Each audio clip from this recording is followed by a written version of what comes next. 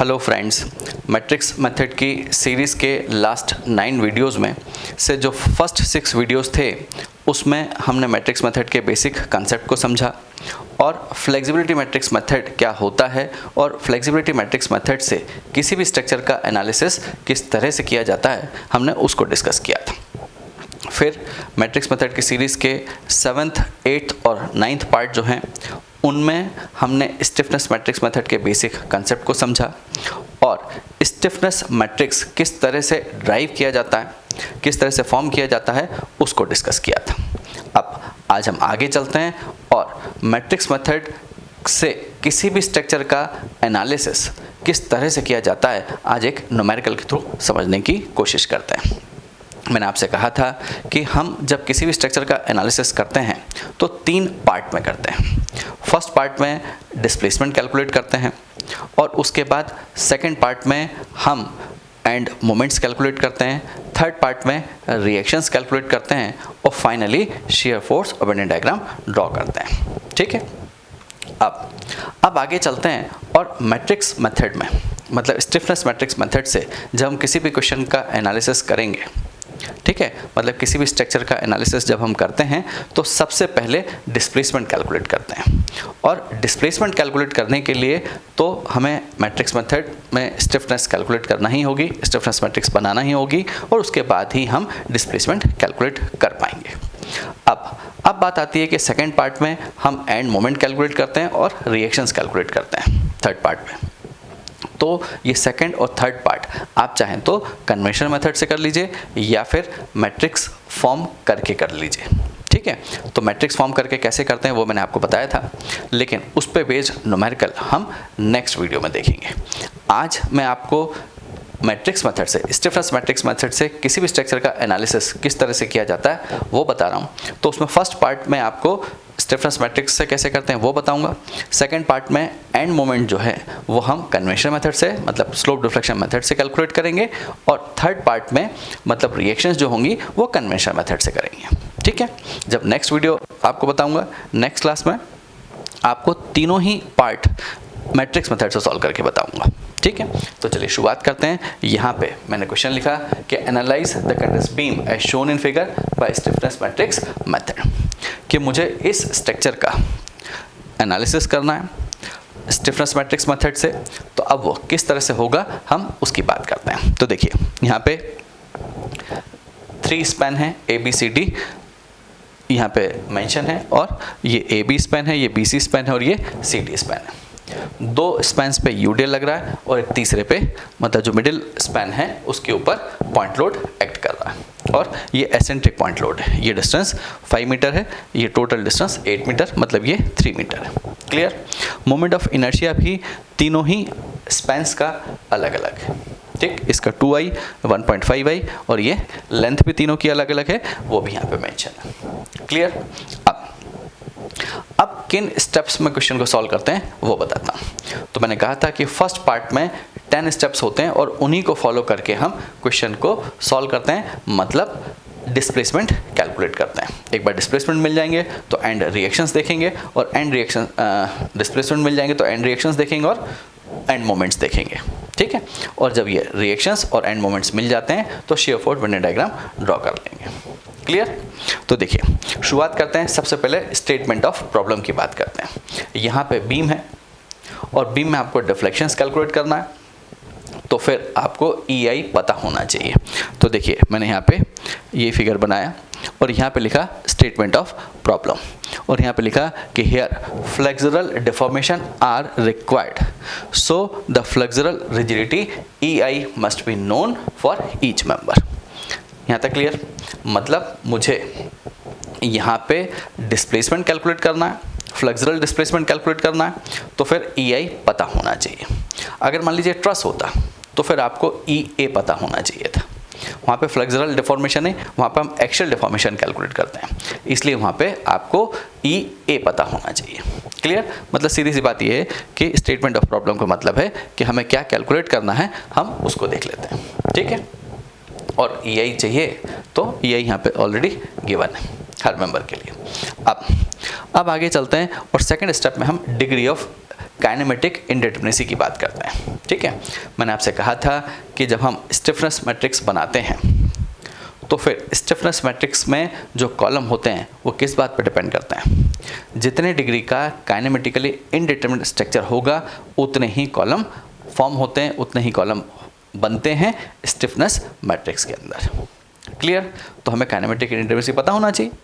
ठीक है, मैंने कहा था ना कि जितने डिग्री का काइनेमेटिकली इंडिटरमिनेट होगा या जितने डिग्री का फ्रीडम होगा उतने कॉलम बनते हैं स्टिफनेस मैट्रिक्स में। ठीक है, तो चलिए सबसे पहले काइनेमेटिकली इंडिटरमिनेट कितने डिग्री का ये इंडिटरमिनेट है उसकी बात करते हैं। तो देखिए यहाँ पे मैंने लिखा कि support B and C are rollers, कि सपोर्ट बी और सी रोलर हैं और ए और डी फिक्स्ड है। ठीक है ना, चलिए the unknown joint displacements are rotations at B and C. यहाँ पे मैंने बी एंड सी सपोर्ट, यहाँ पे मैंने उसको डेल्टा 1 और डेल्टा 2 से रिप्रेजेंट कर दिया। बेसिकली ये थीटा, ये एक जनरल वर्ड है। ठीक है, ये एक जनरल हम इसको टर्म्स में लिख देते हैं, लेकिन ये है थीटा। ठीक है, देखिए मैं यहाँ पे बता देता हूँ कि ये जो है, ये जो वर्ड्स लिखे हुए हैं ये थीटा 1 या थीटा बी बोल दीजिए एंड थीटा सी है। क्लियर?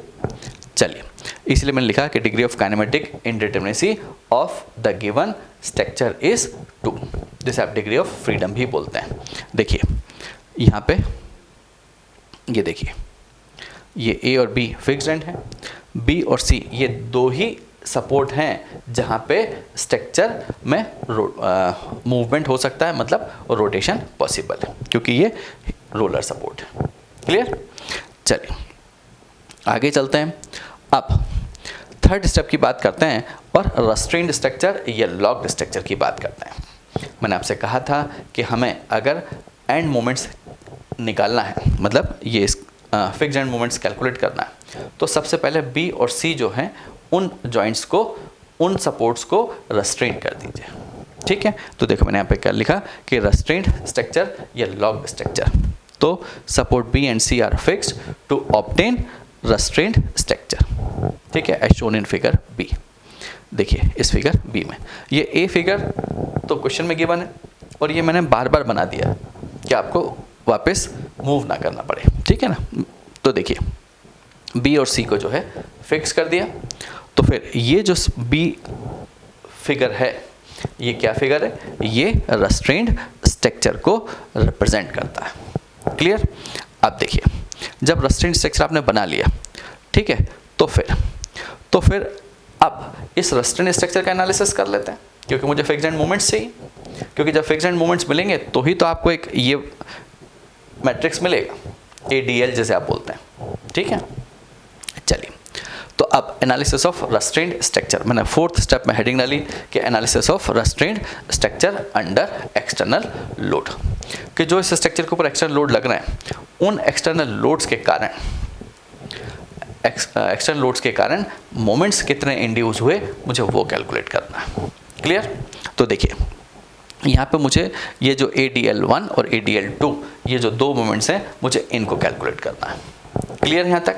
बस ये ध्यान रखना कि पहले स्ट्रक्चर को रेस्ट्रेन कर लेना। तो मैंने बी और सी को फिक्स कर दिया, तो ये दो एंड मोमेंट्स, मतलब ये दो एंड्स पे मोमेंट्स इंड्यूस हो जाएंगे, वो कैलकुलेट करना है। ठीक है, चलिए अब देखिए the action corresponding to unknown rotation, ये डेल्टा 1 और डेल्टा 2 लिखा है, मतलब ये theta B and theta C है at support B and C respectively are moments ADL1 and ADL2 as shown in figure. ये देखिए क्लियर, मतलब थीटा बी और थीटा सी रोटेशन के कारण बी और सी सपोर्ट पे जो मोमेंट इंड्यूस हुए वो हैं ये ADL1 और ADL2।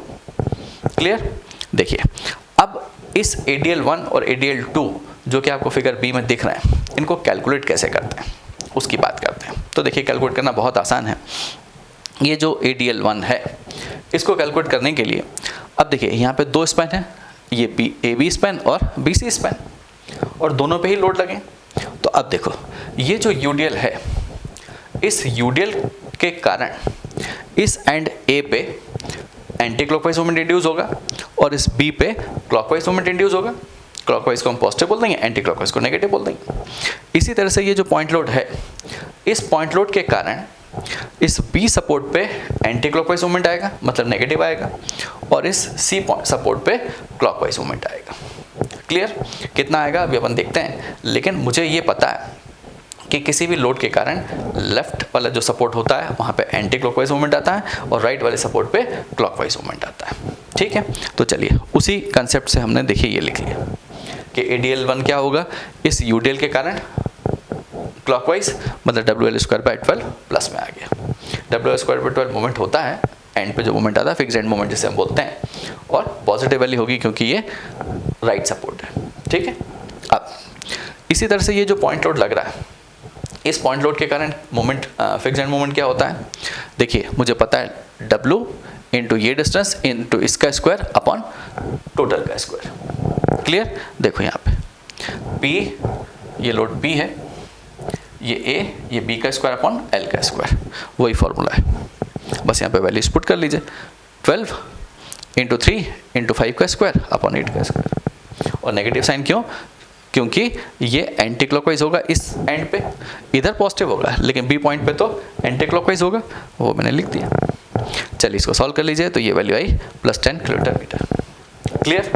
अब इस BC स्पैन और CD स्पैन पे जो लोड लग रहे हैं उसके इफेक्ट को और समझ लेते हैं इस C सपोर्ट पे, मतलब ADL2 कैलकुलेट कर लेते हैं। तो देखो ADL2 मैंने क्या लिखा कि इस पॉइंट लोड के कारण जो मोमेंट इंड्यूस हुआ वो क्या होगा, क्लॉकवाइज होगा, और उसकी वैल्यू क्या होगी 12 इंटू 5 इंटू 3 का स्क्वायर अपॉन 8 का स्क्वायर। ये देखिए 12 इंटू 3 का स्क्वायर इंटू 5 अपॉन 8 का स्क्वायर। क्लियर? और ये जो UDL है उसके कारण इस पॉइंट पे C पॉइंट पे जो मोमेंट इंड्यूस होगा वो एंटी क्लॉकवाइज होगा, क्योंकि ये लेफ्ट हैंड है, इसका लेफ्ट हैंड सपोर्ट है ये। ठीक है, तो चलिए क्या आएगा, WL²/12 और नेगेटिव साइन के साथ में। तो देखिए फॉर्मूला है WL²/12 नेगेटिव साइन के साथ में, यहाँ पे UDL4 का था, ये देखिए, तो ये वैल्यू है। इसको सॉल्व कर लीजिए, ये आएगा -3.56 किलोमीटर मीटर। तो फिर अब इन दोनों वैल्यूज से आपने मैट्रिक्स बना ली, तो मैट्रिक्स हो गया ADL का जो मैट्रिक्स बना वो कुछ इस तरह का हो गया। क्लियर? रेस्ट्रेंड स्ट्रक्चर का एनालिसिस एक्सटर्नल लोड के लिए करने के बाद स्टेप 5 में हम रेस्ट्रेंड स्ट्रक्चर का एनालिसिस यूनिट डिस्प्लेसमेंट के लिए और कैलकुलेट करते हैं। यूनिट डिस्प्लेसमेंट के लिए करते हैं, इसका मतलब ये है कि हम स्टिफनेस मैट्रिक्स ड्राइव करते हैं। ठीक है, तो देखिए मैंने स्टेप 5 में लिखा कि एनालिसिस ऑफ रेस्ट्रेंड बीम या structure for unit displacement means calculation of stiffness coefficient KIJ को हम कैलकुलेट करते हैं। मैंने आपको लास्ट वीडियो में बताया था कि अगर मुझे स्टिफनेस मैट्रिक्स को ड्राइव करना है तो फिर उसमें कितने कॉलम होते हैं ये भी बताया था, और उस स्टिफनेस मैट्रिक्स के अंदर रोज कितनी होती हैं इसको भी मैंने डिस्कस किया था। मैंने आपसे कहा था कि स्टिफनेस मैट्रिक्स में उतने ही कॉलम होते हैं जितने डिग्री का स्ट्रक्चर काइनेमेटिकली इनडिटर्मिनेट होता है, या डिग्री ऑफ फ्रीडम जितने होते हैं। ठीक है, यहाँ पे ये जो गिवन स्ट्रक्चर है, इधर मैंने आपसे कहा कि ये 2 डिग्री का काइनेमेटिकली इनडिटर्मिनेट है, मतलब यहाँ पे B पॉइंट और C पॉइंट पे रोटेशन पॉसिबल है, मतलब डिग्री ऑफ फ्रीडम भी 2 ही है इसका। ठीक है, तो अब इस रेस्ट्रेंड स्ट्रक्चर में हम यूनिट डिस्प्लेसमेंट देंगे B पॉइंट पे एक बार, ठीक है, और उसके लिए एक स्टिफनेस मैट्रिक्स का कॉलम ड्राइव करेंगे, और फिर C पॉइंट पे यूनिट रोटेशन देंगे इस फिगर D के अंदर। ठीक है, मैंने इसको फिगर C से रिप्रेजेंट किया, इसको फिगर D से किया। तो हम C पॉइंट पे यूनिट रोटेशन देंगे और फिर स्टिफनेस मैट्रिक्स का सेकंड कॉलम ड्राइव करेंगे। ठीक है, मतलब हम 2 बार में करेंगे इसको। ठीक, तो देखो मैंने यहाँ पे लिख दिया A पार्ट में क्या लिखा, ये फर्स्ट कॉलम को हम ड्राइव कर रहे हैं, तो मैंने क्या लिखा, given a unit rotation in clockwise direction at B as shown in figure C। ये देखिए C फिगर में यूनिट रोटेशन दिया, और इस यूनिट रोटेशन के कारण क्या होगा, B और C ये 2 जो पॉइंट्स हैं यहीं पे मोमेंट इंड्यूस होंगे इन्हीं दोनों सपोर्ट्स पे, क्योंकि देखिए A और D जो सपोर्ट हैं ये तो फिक्स्ड हैं, ये दोनों फिक्स्ड सपोर्ट होने के कारण यहाँ पे रोटेशन नहीं होगा, यहाँ पे कोई भी मोमेंट इंड्यूस नहीं होगा, सिर्फ बी और सी पे ही मोमेंट इंड्यूस होंगे। ठीक है, मतलब अननोन भी दो ही हो गए। जब दो अननोन है मतलब रोज होंगी। ठीक है, मतलब स्टिफनेस मैट्रिक्स की सिर्फ दो ही रोज होंगी, मतलब कॉलम में जो कंपोनेंट होंगे वो सिर्फ दो ही कंपोनेंट होंगे। ठीक है, तो देखिए फर्स्ट को मैंने बोला K11। अब K11 क्या है? देखिए हम जानते हैं कि IG के लिए मैंने आपको बताया था कि J पॉइंट पे डिस्प्लेसमेंट दिया जाता है, यूनिट डिस्प्लेसमेंट, तो उसका इफेक्ट I पॉइंट पे देखा जाता है। ठीक है, ये जो I लिखा है ना, मतलब इस पॉइंट पे देखते हैं। तो देखिए यहाँ पे मैं क्या लिखा कि moment required at B for unit rotation at B। क्यों? क्योंकि यहाँ पे डिस्प्लेसमेंट भी हमने यूनिट डिस्प्लेसमेंट भी B पॉइंट पे दिया है, तो उसी यूनिट डिस्प्लेसमेंट के कारण B पॉइंट पे जो मोमेंट इंड्यूस होगा वो कितना होगा। तो देखिए इसको मैं बोलता हूँ कि MBA और MBC के समीशन के बराबर होगा। तो देखिए ये लिखा कि K11 is equal to MBA plus MBC। ठीक है, और ये मैंने आपको स्टैंडर्ड रिजल्ट में बताया था लास्ट वीडियो में कि मोमेंट की वैल्यू होती है 4EI/L। 4EI/L, यहाँ पे E अलग है, L अलग है, तो वैल्यूज को पुट कर दीजिए। ये वैल्यूज पुट की तो फाइनली जो K11 की वैल्यू आई वो आ गई 1.416 EI। क्लियर? अब सेकेंड कंपोनेंट, सेकेंड कोफिशिएंट और हम कैलकुलेट करते हैं। तो सेकेंड कोफिशिएंट क्या होगा? इसको मैंने बोल दिया K21। ठीक, ये K21 का मतलब है कि B पॉइंट पे यूनिट डिस्प्लेसमेंट दिया आपने, तो फिर इस पॉइंट पे C पॉइंट पे जो मोमेंट इंड्यूस होगा उसको रिप्रेजेंट कर रहा है। 2 मतलब ये B को फर्स्ट बोल दीजिए, C को सेकंड बोल दीजिए, इसलिए। ठीक है, चलिए तो यहाँ पे मैंने लिखा कि मोमेंट, देखो यहाँ पे क्या था, मोमेंट रिक्वायर्ड था कि यूनिट डिस्प्लेसमेंट B पे देने के कारण B पॉइंट पे जो मोमेंट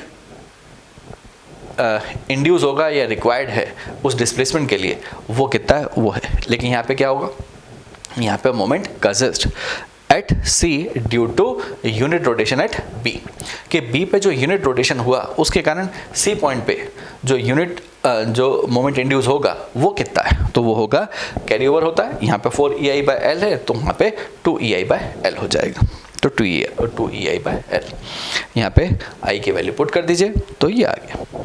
क्लियर? मतलब 0.375 EI मोमेंट इंड्यूस होगा C पॉइंट पे, जब B पॉइंट पे आप यूनिट रोटेशन दोगे तब। क्लियर? चलिए अब हम आगे चलते हैं और सेकेंड कॉलम को ड्राइव करते हैं स्टिफनेस मैट्रिक्स के। क्लियर? तो अब सेकेंड कॉलम को ड्राइव करना चाहते हैं तो फिर क्या करोगे, अब C पॉइंट पे यूनिट रोटेशन दे और उसका इफेक्ट B और C पे देख लेते हैं, मतलब फर्स्ट पॉइंट और सेकंड पॉइंट पे देख लेते हैं। तो देखिए यहाँ पे मैंने लिखा given unit rotation in clockwise direction at C as shown in figure. Clockwise direction का मतलब है कि हमने पॉजिटिव डायरेक्शन दिया। ठीक है, पॉजिटिव डायरेक्शन में यूनिट रोटेशन दिया तो उसका इफेक्ट देख रहे हैं। क्लियर? तो देखिए अब यहाँ पे भी दो कंपोनेंट है क्योंकि दो ही अननोन होंगे, क्योंकि A और जो D सपोर्ट है वो फिक्स है तो वहाँ पे कोई मोमेंट इंड्यूस होगा नहीं, B और C पे ही मोमेंट इंड्यूस होंगे। तो देखो यहाँ पे मैं लिखा K22। K22 क्या होगा? K22 का मतलब है कि सेकेंड पॉइंट पे यूनिट डिस्प्लेसमेंट आप दोगे तो सेकेंड पॉइंट पे मोमेंट कितना रिक्वायर्ड है उस यूनिट डिस्प्लेसमेंट के लिए, कितने मोमेंट की ज़रूरत होगी यूनिट डिस्प्लेसमेंट देने के लिए। तो क्या लिखा मैंने कि moment required at C for unit rotation at C। ठीक है, तो वो किसके बराबर होगा? देखिए ये C पॉइंट पे देख रहे हैं तो MCB और MCD के बराबर होगा। क्लियर? तो देखो यहाँ पे मैं लिखा है कि MCB और MCD के बराबर, और होगा कितना 4EI/L प्लस 4EI/L। ठीक है, क्योंकि फार एंड फिक्स है इसलिए भी। तो ये 4EI/L इधर लिख दीजिए और I की वैल्यूज पुट करिए, L की वैल्यूज पुट करिए, तो ये आ गया 1.416 EI। क्लियर? अब इसका सेकंड कंपोनेंट देख लेते हैं। तो सेकंड कंपोनेंट क्या होगा? Moment consist at B for unit rotation at C, कि C पॉइंट पे जो यूनिट रोटेशन दिया उसके कारण B पॉइंट पे जो मोमेंट इंड्यूस होगा उसकी वैल्यू कितनी होगी? 2EI/L। हम जानते हैं कैरी ओवर 2EI/L, तो ये वैल्यू आ गई 0.375 EI। तो ये आना भी इतनी ही चाहिए थी। क्यों? क्योंकि देखिए K12 और K21 इक्वल होते हैं। मैंने आपसे कहा था कि this is a square symmetric matrix. देखिए ये कंपोनेंट्स जो है उनको मैंने इसमें पुट कर दिया। दिस इज स्टिफनेस मैट्रिक्स, और stiffness matrix square symmetric matrix होता है, मतलब जो वैल्यू ये होगी वही वैल्यू यहाँ भी आएगी। क्लियर, मतलब हमने जो कैलकुलेट किया वो सही किया है। तो स्टिफनेस मैट्रिक्स आपको मिल गया। लेकिन जब नेक्स्ट स्टेप में हम एंड मोमेंट्स कैलकुलेट करेंगे, ठीक है, एंड मोमेंट्स अगर आपको कैलकुलेट करना है तो उसके पहले डिस्प्लेसमेंट चाहिए, मतलब थीटा बी थीटा सी चाहिए। थीटा बी और थीटा सी कैलकुलेट करना चाहते हो तो उसके लिए जो मैंने फॉर्मूला बताया था वहाँ पे के इन्वर्स कैलकुलेट किया जाता है, ठीक है, वहाँ पे के इन्वर्स आता है। तो देखिए के इन्वर्स कैलकुलेट करना है तो के इन्वर्स कैलकुलेट करने के लिए ये फॉर्मूला है, के इन्वर्स इज इक्वल टू 1/, ये जो लिखा है ये क्या है, ये डिटर्मिनेंट ऑफ के है और एडजॉइंट ऑफ के, ठीक है। अब डिटर्मिनेंट निकालना है तो डिटर्मिनेंट कैसे निकलेगा, इसको इससे मल्टीप्लाई करिए, इसको इससे मल्टीप्लाई कर दीजिए माइनस साइन के साथ में, ठीक है। तो ये वैल्यू को इससे मल्टीप्लाई किया, इसको इससे मल्टीप्लाई किया, माइनस लगा दिया, ये वैल्यू हो गई के की डिटर्मिनेंट की वैल्यू, ठीक है। अब इस मैट्रिक्स का अगर आप एडजॉइंट निकालना चाहते हैं तो अगर 3/3 का मैट्रिक्स का एडजॉइंट निकालना चाहते हैं तो फिर पूरा एक प्रोसीजर होता है, उसको फॉलो करना होता है, तभी आप एडजॉइंट निकाल पाते हो। लेकिन अगर 2/2 के मैट्रिक्स का एडजॉइंट निकालना चाहते हैं तो बहुत आसान है। कैसे, ये दो वैल्यूज जो हैं इनको इंटरचेंज कर दीजिए और इन दोनों वैल्यूज़ के सामने नेगेटिव साइन लगा दीजिए, तो फिर इसका एडजॉइंट मिल जाएगा, वो मैंने यहाँ पे लिख दिया। तो एडजॉइंट ऑफ के जो है वो ये आ गया, ठीक है। अब इन दोनों वैल्यूज़ को यहाँ पे पुट कर दीजिए तो आपको के इन्वर्स मिल जाएगा, और के इन्वर्स की जो वैल्यू है 1/1.8644 EI और ब्रैकेट के अंदर ये आ गया, ठीक है, मतलब एडजॉइंट को यहाँ पे लिख दिया तो आपको के इन्वर्स मिल गया। क्लियर। अब जब के इन्वर्स मिल गया तो फिर इसके बाद 6th स्टेप में क्या करोगे, 6th स्टेप में मुझे डिस्प्लेसमेंट कैलकुलेट करना है, Δ1 और Δ2, या उसको हम बोल देते हैं थीटा बी और थीटा सी कैलकुलेट करना है। तो देखिए यहाँ पे मैंने 6th स्टेप में लिखा कि डिटर्मिनेशन ऑफ अननोन डिस्प्लेसमेंट Δ1 Δ2 या थीटा बी थीटा सी कैलकुलेट करना है, ठीक है। फॉर्मूला मुझे पता है कि फॉर्मूला क्या होता है, डेल्टा इज इक्वल टू के इनवर्स ब्रैकेट के अंदर AD माइनस ADL। क्लियर, ये स्टैंडर्ड फॉर्मूला है, ये मैंने पिछले वीडियोस में आपको बताया। अब आगे चलते हैं, और यहाँ पे मुझे पता है कि किसी भी जॉइंट पे एक्सटर्नल फोर्स एक्ट नहीं कर रहा, और अगर एक्सटर्नल फोर्स एक्ट नहीं करता है तो फिर AD की वैल्यू 0 हो जाती है, ये मैंने बताया था। तो यहाँ पे since there are no external load act on any support, therefore AD is equal to 0 means delta is equal to minus K inverse ADL हो जाएगा। क्लियर, हम के इनवर्स भी कैलकुलेट कर चुके हैं, ADL की वैल्यू भी कैलकुलेट कर चुके हैं। इसको आपने 5th स्टेप में कैलकुलेट किया था, इसको 4th स्टेप में कैलकुलेट किया था, तो फिर ये दोनों वैल्यूज़ को यहाँ पे पुट कर दीजिए, और जब इनको पुट कर दोगे तो बस अब मल्टीप्लाई करना है, इनको इसको सॉल्व करना है। तो देखिए इसकी जगह वही का वही है। अब यहाँ पे जो है इस वैल्यू को इसके साथ में मल्टीप्लाई करिए, इसको इसके साथ में करिए, ठीक है, फिर 10 को इसके साथ में करिए और -3.56 को इसके साथ में करिए, ये मैंने कर दिया। तो फिर फाइनली जो वैल्यू आई Δ1 Δ2 इज इक्वल टू -1/1.8644 EI और ब्रैकेट के अंदर 15.495 और -8.790, ठीक है, बहुत आसान है। 10 को इसके साथ में किया, -3.56 को -0.375 के साथ किया, ये देखिए, तो ये माइनस माइनस प्लस हो गया, मतलब ये वैल्यू पूरी प्लस में आएगी। क्लियर, सीधी सी बात ये है कि ये आ गई Δ1 Δ2 की वैल्यू, और Δ1 Δ2 ही थीटा बी थीटा सी है, मतलब ये आ गया। सीधी सी बात ये है कि आपने 6th स्टेप में डिस्प्लेसमेंट कैलकुलेट कर लिए, और डिस्प्लेसमेंट्स की जो वैल्यू हैं या रोटेशंस की जो वैल्यू हैं थीटा बी और थीटा सी की, वो ये आ गई। Theta B is equal to हो गया -8.310 EI, और theta C is equal to जो हुआ वो हो गया 4.715 अपॉन EI। क्लियर, एक चीज़ और मैंने यहाँ पे नोट डाल के लिखा है, क्या कि यहाँ पे मैंने ADL वर्ड यूज़ किया है, वो इसलिए किया है, यहाँ पे ADS हमने नहीं लिखा, ADS नहीं लिखा। क्यों नहीं लिखा? क्योंकि यहाँ पे मैंने settlement of support, lack of fit और टेम्परेचर चेंज के इफेक्ट को कंसीडर नहीं किया, क्योंकि क्वेश्चन में गिवन नहीं है। तो मैंने क्या लिख दिया कि here use ADL in place of ADS since effect of temperature change, lack of fit and support displacement या support settlement is not considered.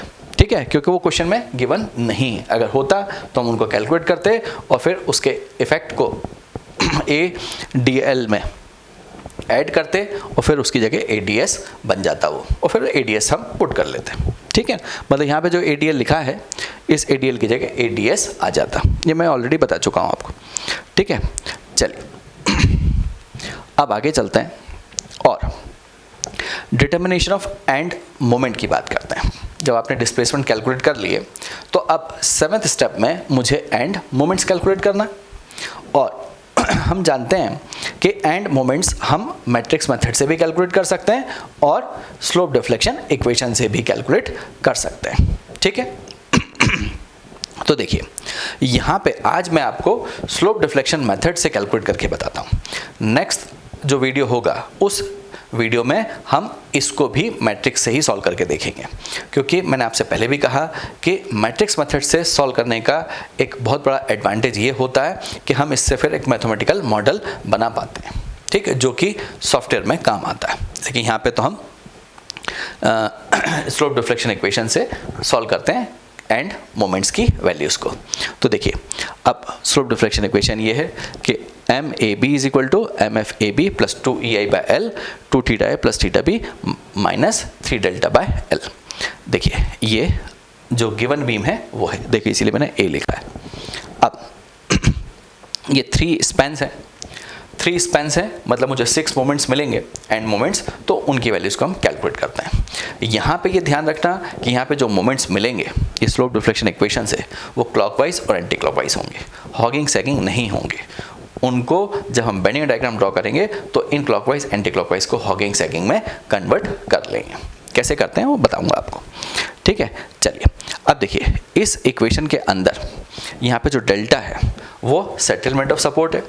इस क्वेश्चन में कहीं पर भी सेटलमेंट ऑफ सपोर्ट गिवन नहीं है, तो डेल्टा की वैल्यू हो जाएगी 0 इस पर्टिकुलर क्वेश्चन के लिए। ठीक है, तो चलिए शुरुआत करता हूँ, MAB की बात करता हूँ। तो MAB के लिए सबसे पहले फिक्स्ड एंड मोमेंट देख लीजिए। तो फिक्स्ड एंड मोमेंट क्या होगा, इस एंड पे देख रहे हैं तो नेगेटिव होगा, तो देखिए नेगेटिव, और WL²/12 होता है, ये आ गया। ठीक, फिर 2EI/L ये आ गया, और A पॉइंट पे स्लोप की वैल्यू 0, मतलब θA इज इक्वल टू 0 है। देखिए θA इज इक्वल टू 0, तो ये 0 हो गया, और θB की वैल्यू हमने ऑलरेडी कैलकुलेट कर रखी है, उसको यहाँ पे प्लेस कर दीजिए। θB अभी मैंने निकाला था इसके ऊपर वाले स्टेप में, वो वैल्यू को यहाँ पे पुट कर दीजिए। देखिए यहाँ पे ये निकाला था -8.310/EI, ये देखिए माइनस साइन के साथ में। क्लियर, ये वैल्यू इसको पुट कर दीजिए, डेल्टा 0 है, मतलब ये आ गया। इसको सॉल्व कर लीजिए, सॉल्व करोगे तो ये आ जाएगा। ठीक है, अब ये EI से EI कैंसिल हो जाएगा, तो EI की वैल्यू की अभी यहाँ पे ज़रूरत नहीं। तो MAB इज इक्वल टू आया -26.76 किलोमीटर मीटर। ये नेगेटिव साइन, मतलब ये एंटी क्लॉकवाइज है। ठीक है, अभी हॉगिंग सैगिंग मोमेंट नहीं है ये ध्यान रखना। अभी मैं क्लॉकवाइज एंटी क्लॉकवाइज की बात कर रहा हूँ जब हम स्लोप डिफ्लेक्शन इक्वेशन से मोमेंट्स निकालते हैं। तो अब MBA की बात कर लीजिए, तो MBA में फिक्स्ड एंड मोमेंट तो यही होगा, बस ये पॉजिटिव साइन के साथ में आ जाएगा, क्योंकि B है तो यहाँ पे क्लॉकवाइज होगा, तो ये पॉजिटिव साइन के साथ में आ जाएगा, प्लस 2EI/L, और θA की वैल्यू 0 है, θB है, तो 2 टाइम्स θB हो जाएगा यहाँ पे इस इक्वेशन के अंदर। अगर आप MBA के लिए अप्लाई करोगे ये इक्वेशन, तो यहाँ पे θA और 2 टाइम्स θB हो जाएगा, क्योंकि ये MBA है। ठीक है, यहाँ पे MFBA हो जाएगा। ठीक, चलिए तो ये वैल्यू आ गई।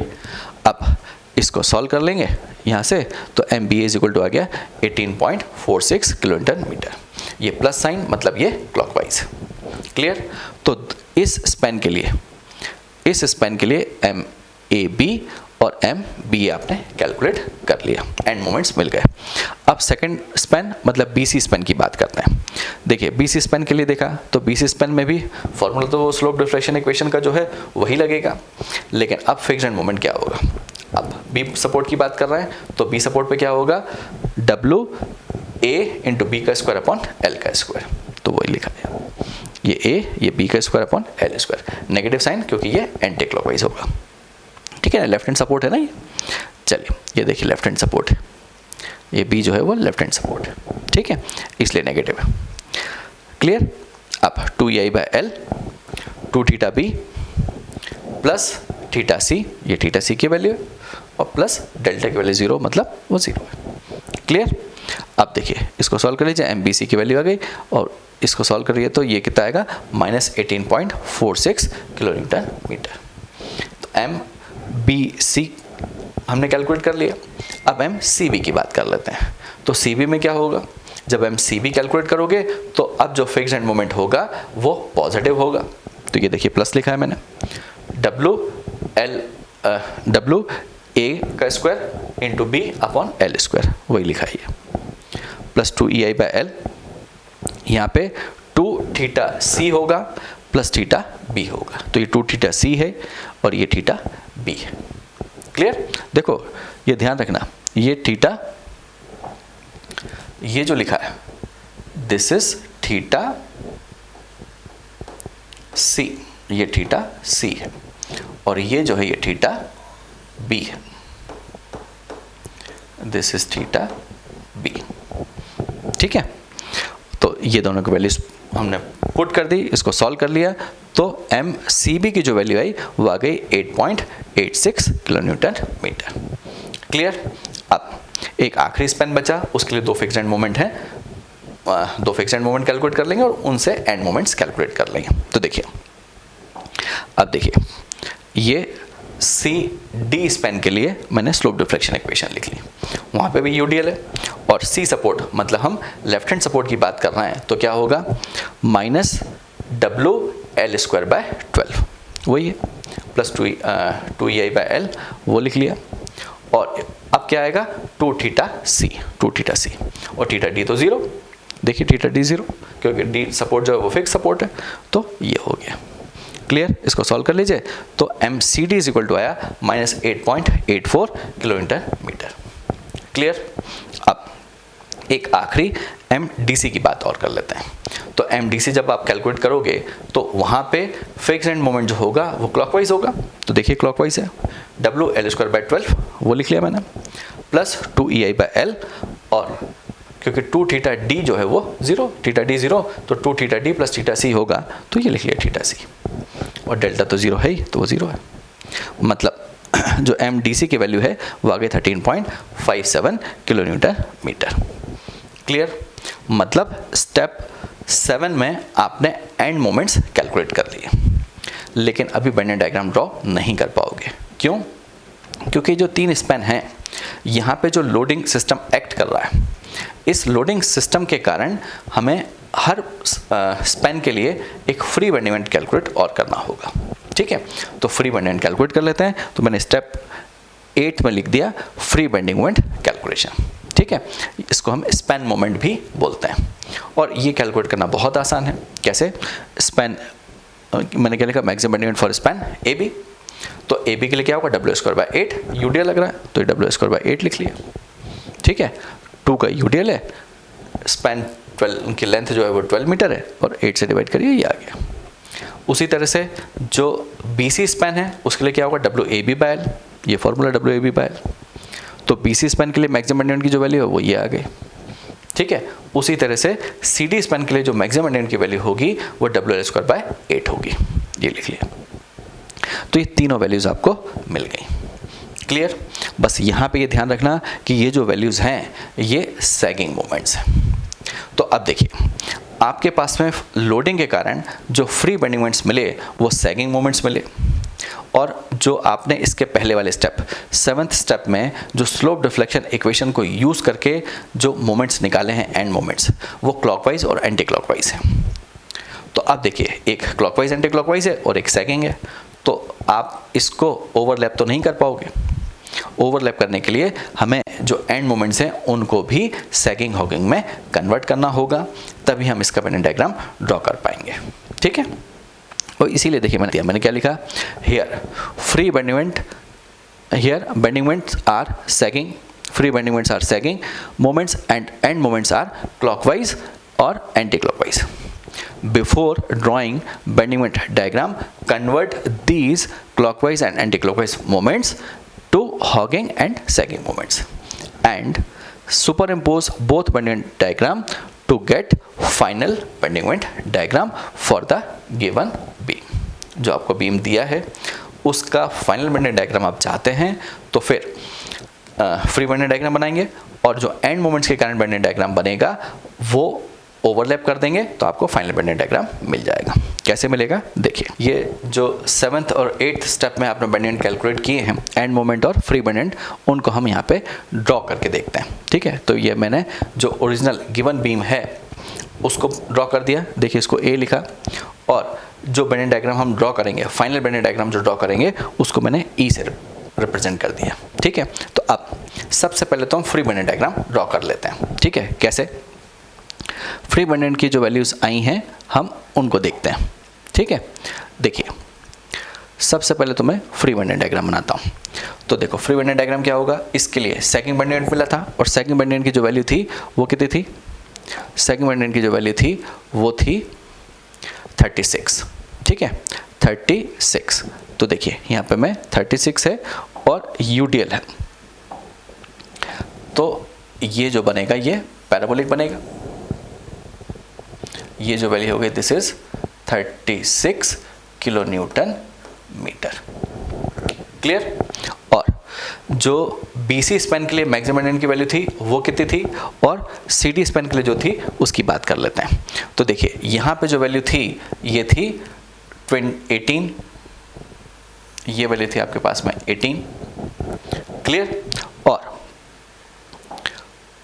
और इसके ये जो वैल्यू थी दिस इज 22.5 थी, तो इसको भी ड्रॉ कर दीजिए। तो ये वैल्यू जो है दिस इज 22.5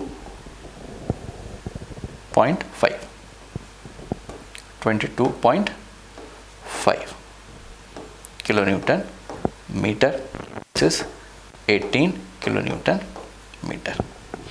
क्लियर? मतलब ये आपके पास में free bending moment diagram draw हो गया। फ्री बेंडिंग डायग्राम हो गया मतलब ये पॉजिटिव वैल्यू है, ये भी पॉजिटिव वैल्यू है और ये भी पॉजिटिव वैल्यू है।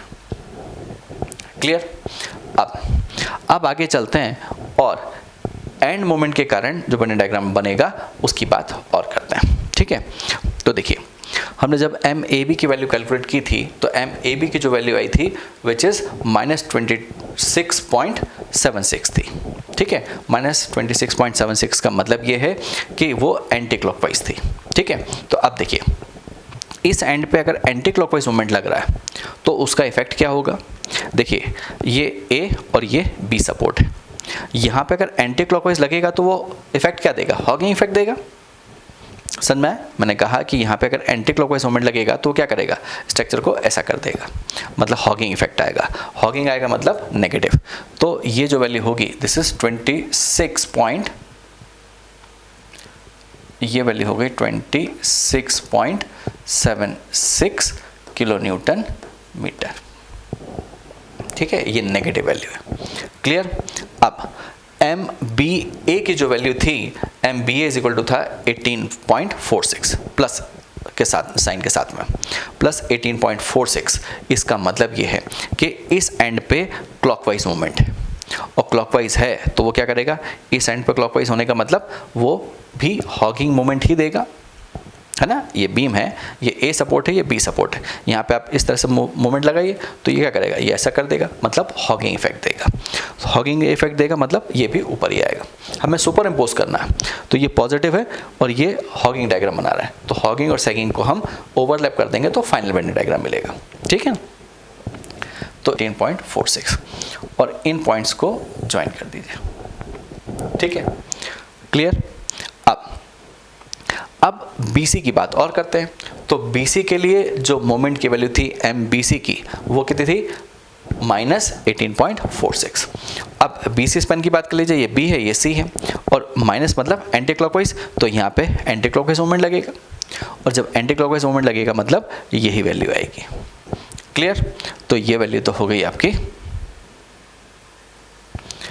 18.46 सेम वैल्यू मिलेगी, ठीक है। और MCB की जो वैल्यू थी वो थी plus 8.86 kilometre metre. Plus 8.86 kilometre metre मतलब वो क्लॉकवाइज है, और जब C पॉइंट पे वो क्लॉकवाइज मूवमेंट होगा तो करेगा क्या, हॉक कर देगा। मतलब ये जो वैल्यू होगी, दिस इज 8.86 किलोमीटर मीटर, ठीक है, 8.86 किलोमीटर मीटर। तो देखिए इसी तरह से इसके लिए कर लीजिए। तो MCD की जो वैल्यू है, MCD की वैल्यू क्या होगी, MCD भी एंटी क्लॉकवाइज है, कितने का, 8.86 का, तो ये पॉइंट तो वही रहेगा। और MDC की जो वैल्यू है, MDC इज इक्वल और प्लस 13.57 मीन्स ये वैल्यू जो हो जाएगी, ये हो जाएगी 13.57 किलो न्यूटन मीटर, ठीक है, प्लस 13.57 प्लस मतलब क्लॉकवाइज है, और क्लॉकवाइज अगर डी पॉइंट पे है तो वो भी हॉगिंग इफेक्ट ही देगा। मतलब आपके पास में जो बने डायग्राम मिलेगा वो कुछ इस तरह का आएगा। ये नेगेटिव है, ठीक है, ये पॉजिटिव, ये नेगेटिव, ये नेगेटिव है, ठीक है, ये पॉजिटिव है, ये नेगेटिव है, ये पॉजिटिव है और ये नेगेटिव है, ठीक है।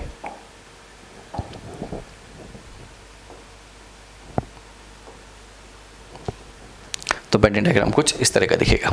अब देखिए इसको मैंने पूरा फिर से बना दिया है, तो देखिए वो कैसे दिखेगा वो मैं यहाँ पे बता देता हूँ आपको। ये देखिए जो एक्चुअल बेंडिंग डायग्राम बनेगा वो कुछ इस तरह का बनेगा। This is bending diagram for this given beam, clear. अब if you want to draw shear force diagram for the given beam, तो क्या करना होगा, first we will have to calculate reactions, हमें रिएक्शन कैलकुलेट करना होगी, ठीक है। तो A, B, C और D ये जो चार सपोर्ट हैं, यहाँ पे हम रिएक्शंस एज्यूम कर लेते हैं कि VA, VB, VC and VD are the vertical upward reactions. हमने अपवर्ड डायरेक्शन में रिएक्शंस को एज्यूम कर लिया, और हमारे पास बेंडिंग मोमेंट्स हैं, तो बेंडिंग मोमेंट डायग्राम को यूज़ करके, मतलब इन बेंडिंग मोमेंट्स को यूज़ करके हम रिएक्शन कैलकुलेट कर सकते हैं कन्वेंशनल मेथड से, ठीक है। कैसे करते हैं वो आपको बताता हूँ। तो मैंने यहाँ पे 9th स्टेप में लिखा कि डिटर्मिनेशन ऑफ एंड एक्शन, मतलब एंड रिएक्शन को कैलकुलेट करते हैं, ठीक है। अब देखिए इस बी सपोर्ट पे जो बेंडिंग की वैल्यू है वो कितनी है, वो है -18.46, मतलब बी पॉइंट पे हॉगिंग मोमेंट है और उसकी वैल्यू 18.46 किलोमीटर मीटर है, क्लियर। अब हम इस बी पॉइंट पे खड़े हो जाते हैं और इक्वेशन बनाते हैं बेंडिंग मोमेंट की, ठीक है।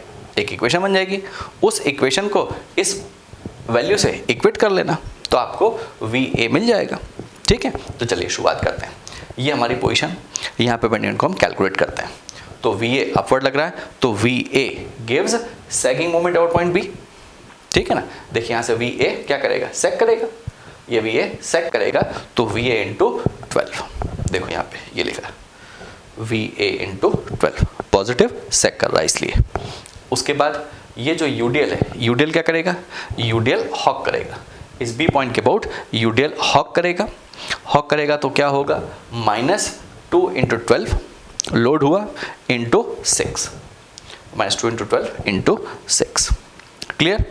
उसके बाद इस A पॉइंट पे बेंडिंग है कुछ और उसकी वैल्यू कितनी है, उसकी वैल्यू है -26.76, माइनस मतलब हॉगिंग, तो नेगेटिव आएगा, ये आ गया -26.75।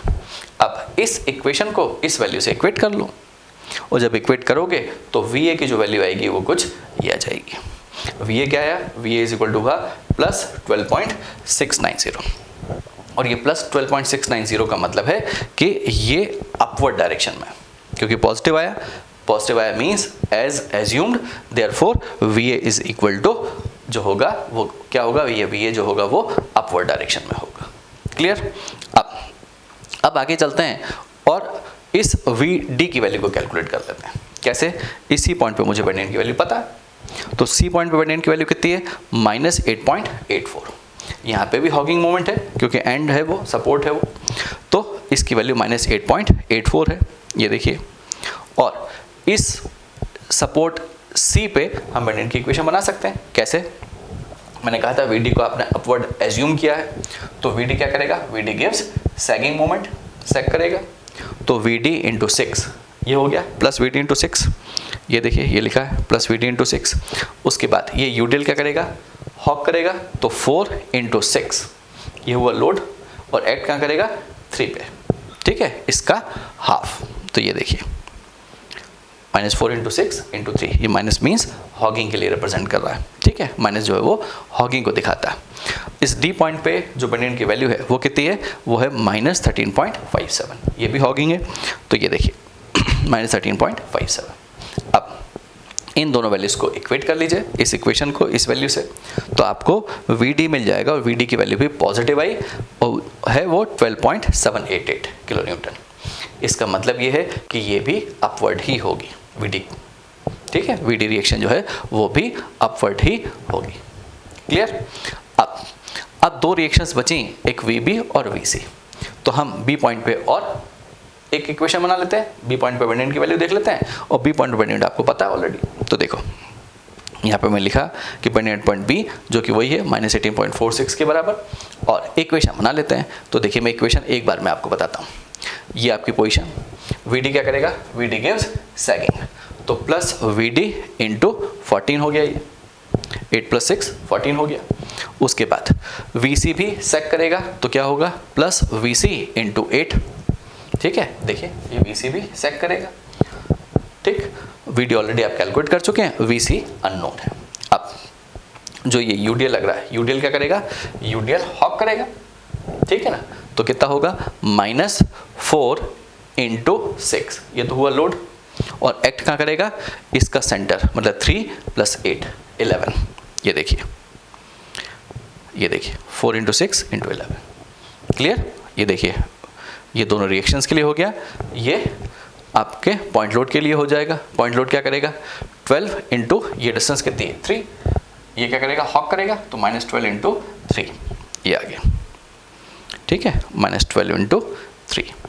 और इस पॉइंट पे जो बेंडियन की वैल्यू है डी पॉइंट पे वो भी लिखना होगा, वो कितना, -13.57, ठीक है, ये आ गया -13.57।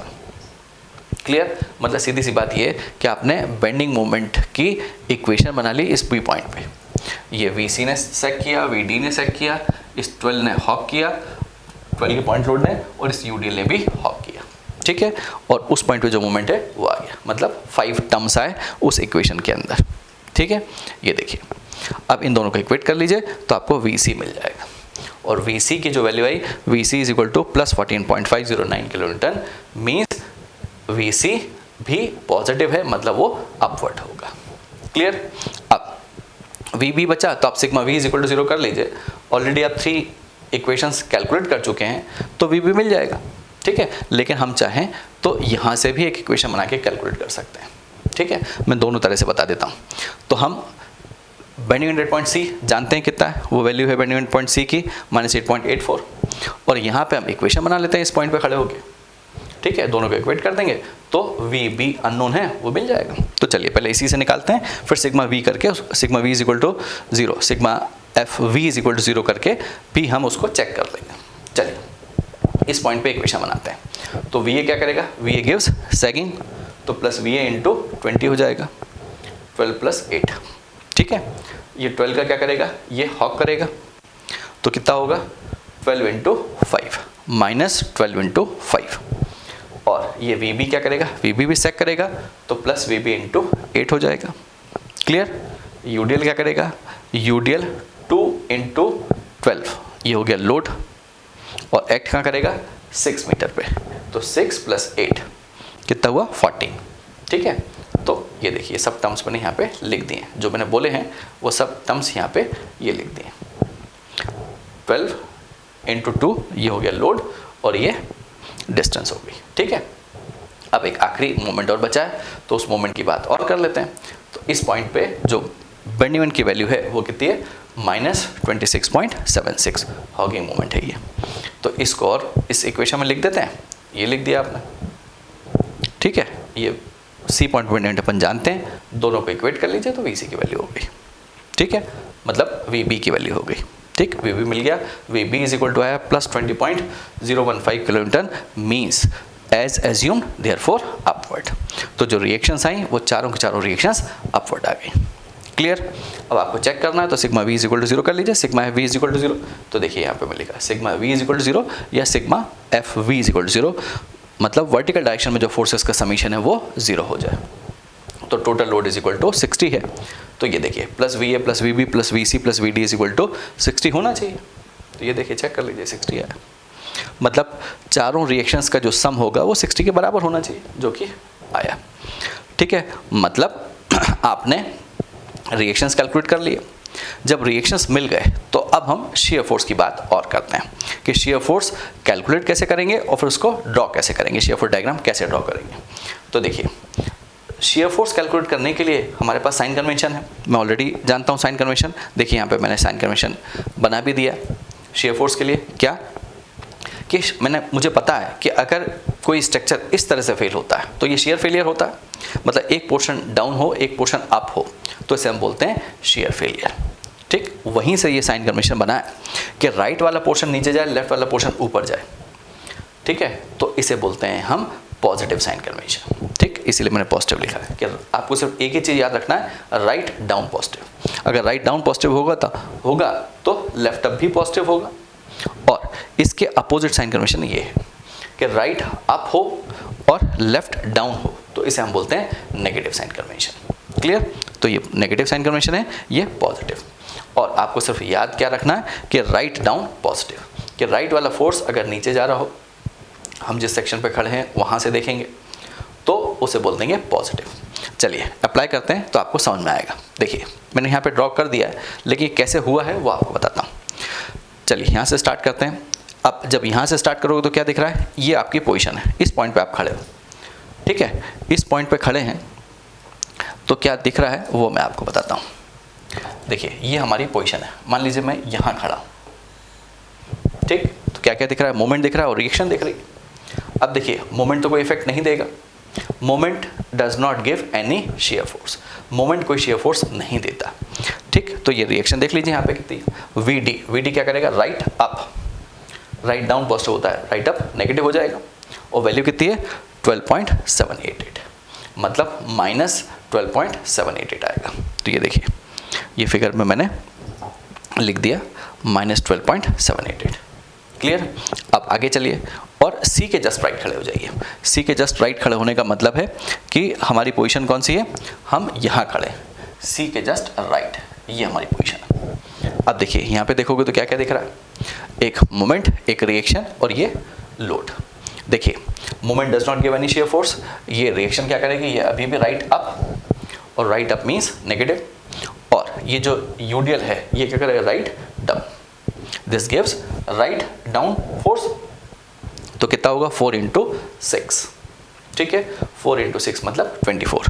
तो 24 को माइनस कर लीजिए इसमें से। ठीक है, तो वैल्यू क्या आएगी, ये माइनस 12.788 प्लस 24, तो जो वैल्यू आएगी वो आएगी 11.212 पॉजिटिव साइन के साथ में। तो ये वैल्यू यहाँ पे हो गई प्लस, तो इधर नेगेटिव है इधर प्लस, तो ज्वाइन कर दीजिए।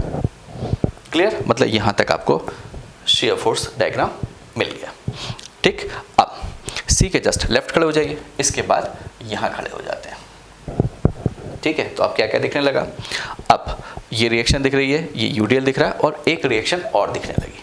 ठीक है, तो देखिए फिर से वैल्यूज बोलता हूँ, माइनस 12.788, ठीक, राइट अप, फिर इस यूडियल के कारण राइट डाउन पॉजिटिव, मतलब प्लस 4 × 6 हो जाएगा, तो वैल्यू यही आएगी 11.212। उसके बाद एक चीज़ और क्या देखी, वी सी, और वी सी की वैल्यू कितनी है प्लस 14.509। ठीक है, लेकिन ये राइट अप है, ठीक है, ये अपवर्ड डायरेक्शन में लग रहा है, तो राइट अप नेगेटिव होता है, मतलब माइनस 14.509। तो इस 11.212 में से माइनस कर दीजिए 14.509, तो जो वैल्यू आएगी वो हो गई 3.297। ठीक है, नेगेटिव साइन के साथ में। तो अब जस्ट राइट को जस्ट लेफ्ट से ज्वाइन करोगे तो एक वर्टिकल लाइन से ज्वाइन हो जाएगा। ठीक है, देखिए जस्ट राइट को जस्ट लेफ्ट से ज्वाइन करोगे तो ये इस तरह से कुछ वर्टिकल लाइन से ज्वाइन हो जाएगा। ठीक है ना। अब उसके बाद ई के जस्ट राइट यहाँ खड़े हो जाइए। ठीक, अब क्या क्या दिख रहा है, देखो मैं जस्ट लेफ्ट और जस्ट राइट क्यों खड़े हो रहा हूँ, क्योंकि ये लोड है। मुझे नहीं दिख रहा, इसको देखने के लिए क्या करना होगा, जस्ट लेफ्ट और जस्ट राइट खड़े होकर देखना होगा। सीधी सी बात यह है कि इसके इफेक्ट को समझना चाहते हैं, तो इस साइड है तो इसका इफेक्ट कंसीडर नहीं करना है, इस साइड कुछ अलग कंसीडर करोगे तो कुछ अलग वैल्यू आएगी। मतलब पॉइंट लोड के जस्ट लेफ्ट और जस्ट राइट कुछ अलग वैल्यूज़ आती हैं शेयर फोर्स की, इसलिए हम अलग अलग खड़े होकर देख रहे हैं। ठीक है, तो ई के जस्ट राइट खड़े हो तो क्या क्या दिख रहा है, यही 3 वैल्यूज़ दिख रही हैं। ठीक है, क्या वी डी राइट अप मतलब नेगेटिव होगा, यू डेल राइट डाउन मतलब पॉजिटिव होगा, V C right up means negative होगा, वैल्यू वही रहेगी, तो ये आ गया मतलब 3.297 ही रहेगी। ठीक है, तो इसको इस लाइन से ज्वाइन कर दीजिए। क्लियर। अब ई के जस्ट लेफ्ट यहाँ खड़े हो जाइए। ठीक है, तो अब क्या दिखने लगा, ये 3 वैल्यूज तो दिख ही रही हैं, एक फोर्स और दिखने लगा जो कि राइट डाउन है मतलब +12 है। तो -3.297 में +12 कर दीजिए ऐड, तो क्या आ जाएगा +8.703। क्लियर। तो अब इस जस्ट लेफ्ट से जस्ट राइट को ज्वाइन करोगे तो एक वर्टिकल लाइन से ये ज्वाइन हो गया। ठीक है ना। चलिए, इसके बाद बी के जस्ट राइट आ जाइए, ये हमारी पोजीशन हो गई, यहाँ खड़े हो गए। ठीक, तो अब क्या दिख रहा है, अभी भी वही वैल्यूज दिख रही हैं, ये रिएक्शन, ये लोड और ये लोड, 4 वैल्यूज दिख रही हैं, मतलब वैल्यूज सेम दिख रही हैं, तो जो रिजल्ट होगा वो भी सेम होगा, मतलब 8.703। तो इस पॉइंट को इससे ज्वाइन कर देते हैं, तो ये आ गया। ठीक है ना। उसके बाद बी के जस्ट लेफ्ट आ जाइए, तो ये 4 वैल्यूज तो दिख ही रही थी, मतलब आपके पास में जो 4 वैल्यूज का समीशन था, रिजल्ट था, वो था 8.703। अब इधर खड़े हो गए तो एक क्या दिखने लगा, जस्ट बी के जस्ट लेफ्ट खड़े हो गए तो क्या दिखने लगा, एक रिएक्शन और दिखने लगी जो कि राइट अप मतलब नेगेटिव होगा, और वो कितनी है वैल्यू 20.013। तो इसमें से 20 को माइनस कर लीजिए, 8.703 में से 20 को माइनस करोगे तो वैल्यू आएगी 11.31। ठीक है, नेगेटिव साइन के साथ में। तो अब जस्ट राइट को जस्ट लेफ्ट से ज्वाइन करोगे तो कुछ इस तरह से ज्वाइन हो जाएगा ये। क्लियर। अब आगे चलिए, और अब इसके बाद यहाँ खड़े हो जाते हैं, ये हमारी नेक्स्ट पोजीशन हो गई ए पॉइंट पे। तो अब देखिए, यहाँ से तो आप सब देखते हुए आए हैं, यहाँ से देख लोगे तो भी पता चल जाएगा, यहाँ से सीधे देख लीजिए कि ए पॉइंट पे खड़े हैं तो क्या दिख रहा है, इस साइड से देख लो, एक मोमेंट दिख रहा है और एक reaction. Moment does not give any shear force, और रिएक्शन की वैल्यू कितनी है +12.609। ठीक है, 690। तो क्या होगा, और ये है क्या, लेफ्ट अप मीन्स क्या होता है, पॉजिटिव, तो ये पॉजिटिव आ गया। तो इसको इससे ज्वाइन कर दीजिए, तो क्या आएगा, ये आपने इस तरह से ज्वाइन कर दिया। ठीक है, ये इसको 0 से ये ज्वाइन हो गया, मतलब आपके पास में जो शेयर फोर्स डायग्राम मिला वो कुछ इस तरह का दिखने लगेगा। क्लियर। मतलब इस गिवन बीम के लिए शेयर फोर्स डायग्राम जो होगा वो कुछ इस तरह का होगा। मैंने इसको कैलकुलेट भी किया है, देखिए यहाँ पे अभी जो मैंने बताया आपको वो यहाँ पे कैलकुलेट भी कर दिया कि shear force at point A, shear force at point be just left, shear force at point be just right, ये सब वैल्यूज़ भी मैंने यहाँ पे कैलकुलेट की हैं, और जो कैलकुलेट की उन्हीं से मैंने वो डायग्राम ड्रॉ किया। ठीक है, जो मैंने अभी आपको कैलकुलेट करके बताई वो वैल्यूज़ मैंने कैलकुलेट किए, उसके बाद ये डायग्राम ड्रॉ किया। क्लियर। मतलब स्टिफनेस मैट्रिक्स मेथड को यूज़ करते हुए किसी भी स्ट्रक्चर का एनालिसिस किस तरह से किया जाता है, मतलब बेंडेंट और शेयर फोर्स डायग्राम किस तरह से बनाए जाते हैं कन्वेंशनल मेथड को यूज़ करके, वो मैंने बताया। ठीक है, यहाँ पे मैंने स्टिफनेस मैट्रिक्स बनाया किसको कैलकुलेट करने के लिए, डिफ्लेक्शंस को कैलकुलेट करने के लिए या रोटेशंस को कैलकुलेट करने के लिए। ठीक है, उसके बाद कन्वेंशनल मेथड मतलब स्लोप डिफ्लेक्शन मेथड को यूज़ करके एंड मोमेंट्स देखे, उसे वेन डायग्राम बनाया, उसके बाद रिएक्शंस कैलकुलेट की और कन्वेंशनल मेथड से ही, और उन रिएक्शंस को कैलकुलेट करके शेयर फोर्स डायग्राम ड्रॉ किया। ठीक है, अब नेक्स्ट वीडियो में मतलब मैट्रिक्स मेथड के 11वें पार्ट में हम एक क्वेश्चन सॉल्व करके और देखेंगे, लेकिन वहाँ पे हम ये तीनों ही पार्ट्स को मैट्रिक्स मेथड से सॉल्व करके देखेंगे। मतलब स्टिफनेस मैट्रिक्स तीनों ही पार्ट के लिए बनाएंगे, और फिर तीनों ही पार्ट में हम ये रिएक्शंस एंड मोमेंट्स और डिफ्लेक्शंस कैलकुलेट करेंगे बाय यूजिंग मैट्रिक्स, और उसके बाद उसका सॉल्यूशन मतलब बेंडेंट और शेयर फोर्स डायग्राम ड्रॉ करके देखेंगे।